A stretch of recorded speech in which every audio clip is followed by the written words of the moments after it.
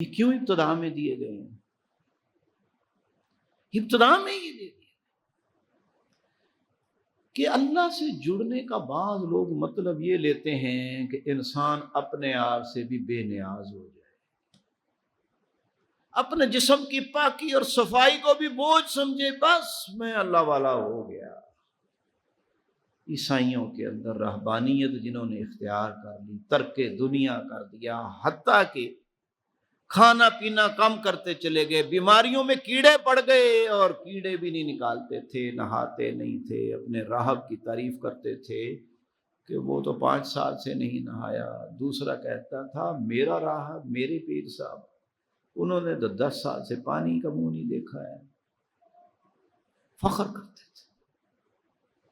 اور آج ہمارا بھی یہی حال ہے، جو جتنا گندا مندہ ہوتا ہے ہم کہتے ہیں یہ پہنچا ہوا ہے۔ پہنچا ہوا سمجھتے ہیں؟ کہاں پہنچا ہوا ہے پتہ نہیں۔ ہمارے دیہات میں ایسے پتہ نہیں سوات میں بھی ہے کہ نہیں، اٹک والے تو تائید کریں گے میری، ثوابی کے، اچھا ثوابی والے، اچھا چلے جی، یہ زیادہ ثواب والے ہیں۔ تو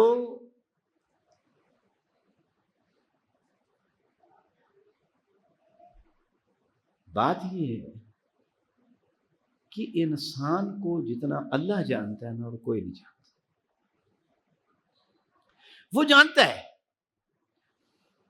کہ دینداری کس کس رنگ میں حملہ آور ہوتی ہے۔ ہمارے شہر میں ایک بابا جی پھرتے تھے، یہ گندے شاپر نہیں ہوتے گلیوں میں پڑے ہوتے ہیں، ان کو وہ اپنی لاٹھی میں ٹانگ لیتے تھے، سارے شہر میں پھرتے تھے۔ وہ جہاں بیٹھ جاتے تھے کوئی عورت کھڑی ہو جاتی تھی، کوئی بندہ کھڑا ہو جاتا تھا، بابا جی دعا کریں، وہ گالی نکالتا تھا، یہ کہتے تھے نہیں یہ معرفت کی بات ہے، یہ جو گالی نکال رہے ہیں نا یہ کچھ اور کہہ رہے ہیں، اس میں بھی بڑی حکمت ہے۔ وہ گندا مندہ رہ رہا ہے، اس کو اپنا ہوش نہیں ہے، لیکن کہتے ہیں یہ پہنچا ہوا ہے، بڑا برگزیدہ ہے۔ بھائی یہ جو بیچارے جن کو آپ مجذوب کہتے ہیں، دیوانہ کہتے ہیں، یہ آپ کی ہمدردی کے مستحق ہیں، ہونے چاہیے نا، ہمدردی کریں آپ سے، لیکن کیا یہ آپ کی ہدایت، آپ کو ہدایت دینے کے بھی اہل ہیں؟ آپ کی رہنمائی کے قابل ہیں؟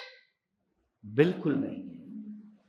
جو شریعت پہ جان بوجھ کے عمل نہیں کرتا یا مدہوشی کے عالم میں شریعت پر عمل نہیں کر سکتا، وہ ہماری رہنمائی کے اہل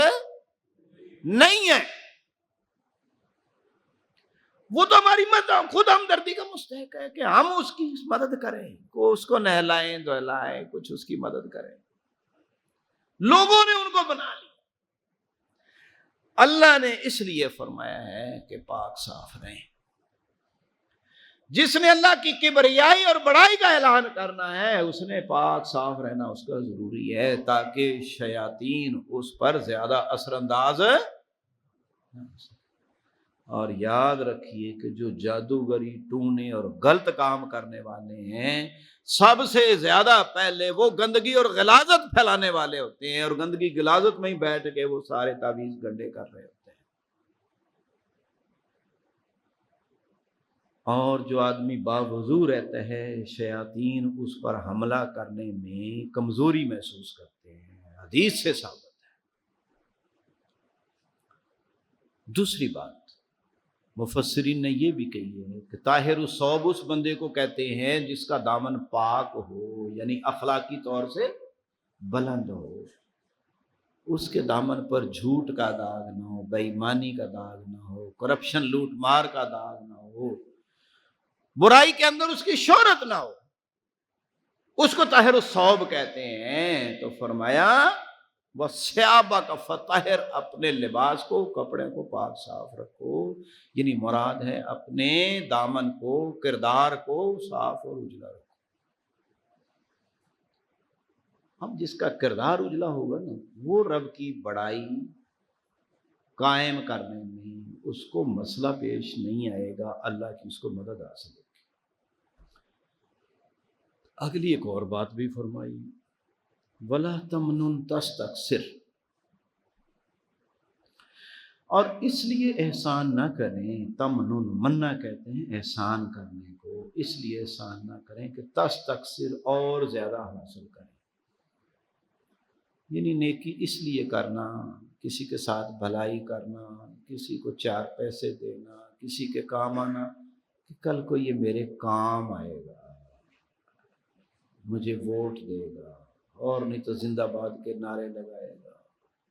عقیدت سے میرے ہاتھ چومے گا، نہ اس کی توقع رکھیں، نہ امید وابستہ کریں، ولا تمنن تستکثر، یہ تو بہت چھوٹی چیز آپ نے اختیار کر، اللہ آپ کو بڑی چیز دینا چاہ رہا ہے، ان اللہ اشتری من المؤمنین انفسهم واموالهم بان لهم الجنہ، اللہ تعالیٰ نے تو مومنوں کا سودا چکا لیا ہے، جنت کے بدلے میں ان کے مال اور جان اس نے دے دی ہے، بس جان دی ہوئی اسی کی تھی، حق تو یہ ہے کہ حق ادا نہ، اور ہم چھوٹی چھوٹی کچھ لوگ تعریف کرتے ہیں، کچھ زندہ باد کے نعرے لگا دیں، کچھ چار ووٹ دے دیں، اس لیے بھلائی کریں، ولا تمنن تستکثر، اللہ کے رسول صلی اللہ علیہ وسلم سب سے زیادہ خرچ کرنے والے، حضرت خدیجہ کی گواہی موجود ہے، پہلے دن ہی آپ کو تسلی جب دی تھی، آپ نے کہا تھا انی خشیت علی نفسی، مجھے تو اپنی جان کا خوف ہے، اور انہوں نے تسلی دی تھی کہ کلا واللہ لا یخزیک اللہ، اللہ آپ کو ضائع نہیں کرے گا، کیونکہ انک لتصل الرحم، آپ تو رشتوں کو جوڑنے والے ہیں، وتحمل الکلہ، لوگوں کا بوجھ اٹھانے والے ہیں، وتعین علی نوائب الحق، حق کی وصولی میں کسی کو تکلیف آتی ہے آپ اس میں اس کے ساتھ تعاون کرتے ہیں، تکریم الضیف، مہمانوں کی مہمان نوازی کرتے ہیں، سارے کاموں میں پیسہ خرچ ہوتا ہے، اللہ کے رسول تبلیغ کرتے ہیں، پیسہ خرچ کر کے تقریر سناتے ہیں، تبلیغ کرتے ہیں، اور ہم کہتے ہیں کہ ہمارے اکاؤنٹ میں اتنے پیسے پہلے بھیجیں، پھر نعت سنائیں گے، پھر تقریر کریں گے، پھر آپ کو بات دین کی بتائیں گے، تو فرق تو ہونا ہے نا بھائی، دین کا اور دنیا داری کا۔ مبارک ہے کہ آپ جماعت اسلامی سے وابستہ ہیں، جس کے اندر بے لوث گفتگویں کرنے والے، پلے سے خرچ کرنے والے اور دور دراز کا سفر کر کے جانے والے موجود ہیں، ورنہ تو یہ چیز اجنبی ہو گئی ہے معاشرے کے اندر کہ آدمی لوگوں کو تقریر کرے اور پیسے بھی نہ لے، عجیب طریقے سے لوگ پوچھتے ہیں اچھا جی پیسے بھی نہیں، تو اللہ کے رسول کا طریقہ یہ ہے کہ اگر آپ کو اللہ نے وسائل دیے تو کسی سے کوئی تمنا نہ رکھے، اور یاد رکھیے کہ اللہ کے رسول مکے میں بھی امیر تھے، مدینے میں بھی امیر رہے ہیں، مدینے کے 1-2 سال صرف سختی کے ہیں، آپ کہیں گے کہ آپ کے گھر میں تو چولہا نہیں جلتا تھا، آپ کہیں گے کہ آپ کے گھر میں تو کئی دن کھانا نہیں پکتا تھا، ٹھیک ہے یہ بات، لیکن یہ اس وجہ سے نہیں تھا کہ گھر میں آپ کے پاس کچھ نہیں تھا، بہت کچھ تھا، لیکن گھر میں نہیں رکھتے تھے، جو آتا تھا اس کو دے دیتے تھے، جو ضرورت مند آیا، جو جہاد کی ضرورت آئی اس پر خرچ کرنے والے تھے، آپ کا ان کا دکھ برداشت نہیں کر سکتے تھے، تو پھر کیوں نہ آپ سے وہ محبت کریں، ولا تمنن تستکثر۔ اور مولانا امین حسن اصلاحی اور بھی کئی مفسرین نے، ہمارے پرانے مفسرین نے ایک اور ترجمہ بھی کیا، اگر آپ جاگ رہے ہیں تو کیوں جی ایک بار ٹیک اور چھوڑ دیں نا، آخری 4 منٹ کے لیے ایک بار ٹیک اور چھوڑ دیں، ہاں جی ٹیک چھوڑیں گے، جو پوری تقریر میں نہیں جاگ سکے اب تو جاگ جائیں گے یار، ہیں ٹیک چھوڑ دیں انشاءاللہ، کچھ نہیں ہوگا، آپ انشاءاللہ صحیح دیکھیں، میں بھی تو بیٹھا ہوں، کچھ نہیں ہو رہا مجھے جی۔ ایک اور ترجمہ بھی ہے، ولا تمنن تستکثر، کام کو نہ چھوڑ دیں کہ بہت ہو گیا ہے، بہت ہو گیا ہے، بڑا اجتماع کر لیا ہے ثوابی والوں نے، ضلع کا بڑا اجتماع کر لیا ہے، تربیت گاہ میں بڑے آدمیوں کے لے گئے ہیں، اب 1 مہینہ آرام کرتے ہیں، ایسا ہی ہوتا ہے نا، ایسا ہی ہوتا ہے، ایسا نہیں ہے، کام کچھ بھی نہیں ہوا، ہم تو 1% عوام میں نہیں موجود، میں مبالغہ تو نہیں کر رہا نا، 1% میں بھی ہم موجود نہیں ہیں، آپ آبادی کے حساب سے اپنا اندازہ نکالیں تو ولا تمنن تستکثر، یہ خیال نہ کریں کہ کام بہت ہو گیا ہے اور کام کو چھوڑ بیٹھیں۔ نور توحید کا اتمام ابھی باقی ہے، وقت فرصت ہے کہاں، کام ابھی باقی ہے۔ اور آخری نصیحت فرمائی ولی ربی کا فاصبر، اور اپنے رب کے لیے صبر کریں۔ بڑی بات ہے۔ صبر کیا ہوتا ہے؟ انسان پر تکلیف آئے تو جس موقف پر ہے، جس بات کو حق سمجھا ہے، اس سے پیچھے نہ ہٹے۔ جس بات کو حق سمجھتا ہے اس کے اختیار کرنے میں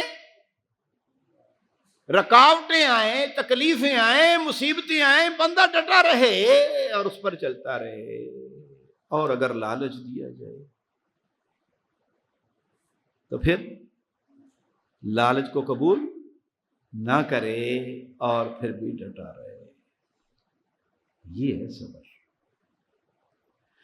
اور اگر کہیں اشتعال دلایا جائے کہ کود پڑو، لڑائی کر دو، جھگڑا کر دو، ابھی اس کو سبق سکھاؤ، اینٹ کا جواب پتھر سے دو، لیکن وہاں رک جائے کہ نہیں، یہ اللہ کی اجازت کے بغیر نہیں ہے اور یہ حکمت کے خلاف ہے، تو یہ کیا ہے؟ صبر ہے۔ بے صبری ہوگی کہ تھوڑا سا کچھ ہوا اور ہم لڑنے مرنے پہ تول جائیں اور جو ساری محنت کی تھی وہ منٹوں میں ضائع کر دیں۔ والی ربی کا فاصبر، لیکن یہ صبر کرنا کوئی آسان کام ہے کہ لوگ ہمیں تانے دے رہے ہوں، میڈیا میں شور مچایا ہوا اور وہ گالیاں دے رہے ہوں اور ہم گالی نہ دیں؟ نہیں، لیکن یہ صبر آسان اس وقت ہوتا ہے جب رب کے لیے کیا جائے۔ اس لیے اللہ نے فرمایا والی ربی کا فاصبر، اپنے رب کے لیے صبر کریں۔ روزے رکھتے ہیں نا، روزوں کے علاوہ کھانا سامنے آ جائے تو صبر ہوتا ہے؟ نہیں ہوتا۔ کھانے کی خوشبو ہی آ جائے،